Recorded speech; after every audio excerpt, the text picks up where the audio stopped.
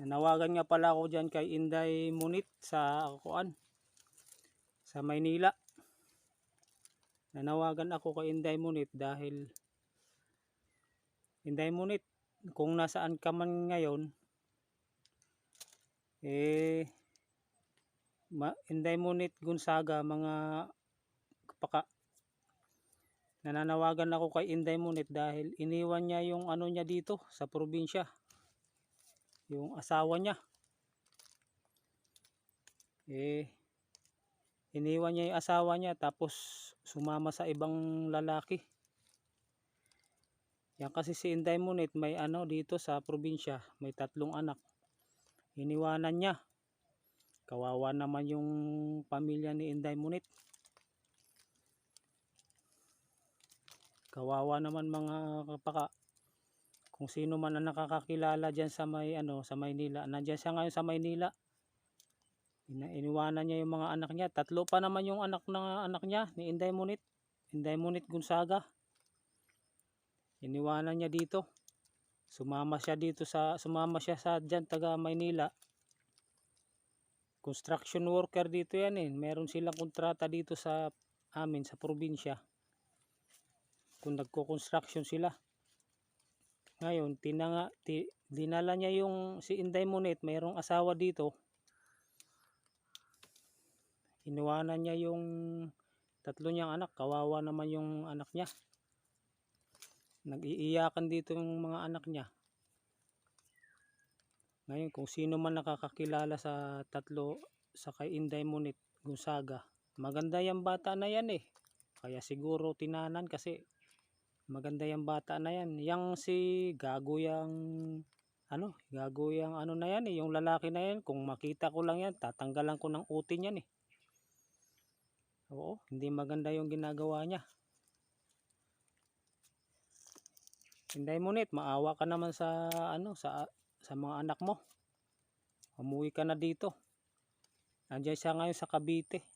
Kasama yung gago niyang asawa. Alam naman niya na may pamilya. Tingnan mo, nag-uuling lang kasi yung ano niya eh. Nag-uuling dito yung asawa niya. Iniwanan niya dito. Tingnan mo ngayon, nag-iiyakan yung mga anak niya. Ngayon magpapasukan na, kawawa, hindi makapasok. Wala pa silang mga gamit sa eskwela. Sino ba babang Inday Munit? Kung sino man nakakakilala, yan kasi yung lalaki na yan, nagko-construction dito.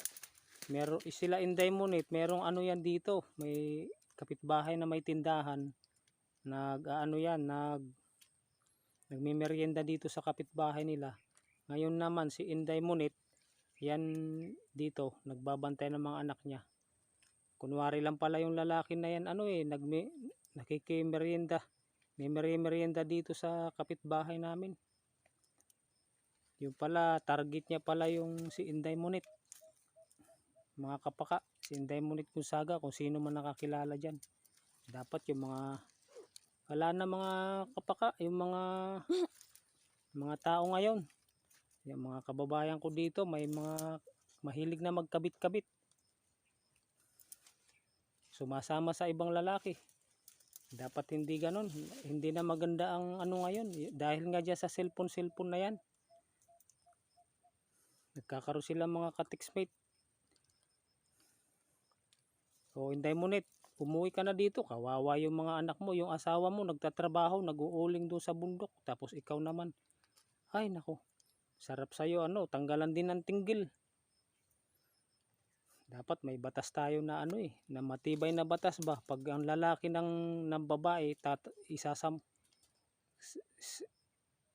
dapat yung mga utin na yan, isampay sa sampayan. Tapos pagapangan ng langgam para mutagam ba? Hindi na umulit. Dito sa amin kasi kapaka, may maraming ganyan.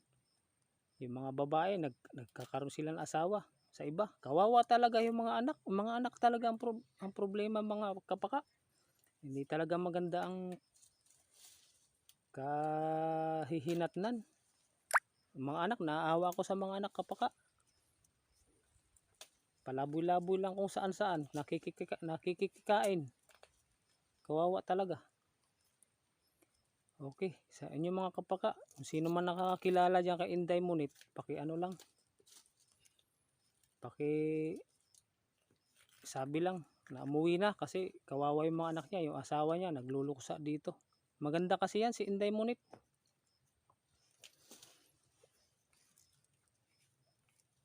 Okay, sige na mga kapaka. Salamat.